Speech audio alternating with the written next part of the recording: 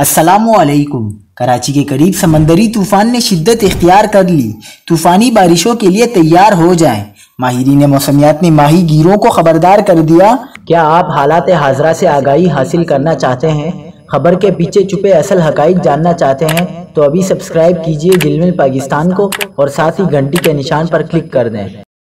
آپ کو بتاتے چلے کہ محکمہ موسمیات کا کہنا ہے کہ کراچی، حیدرآباد، ٹٹا، بدین میں آج اور کل گرج چمک کے ساتھ بارش کا امکان ہے۔ عالمی ماہر موسمیات جیسن نکلز کا کہنا ہے کہ شمالی بحیرہ عرب میں ڈپریشن موجود ہے۔ آج امکان ہے کہ اس ڈپریشن کا رخ مغرب کی جانب ہو جائے۔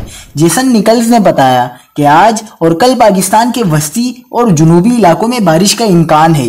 محکمہ موسمیات نے مزید بتایا کہ ٹراپیکل سائیکلون وارننگ سینٹر اس سسٹم کا جائزہ لے رہا ہے۔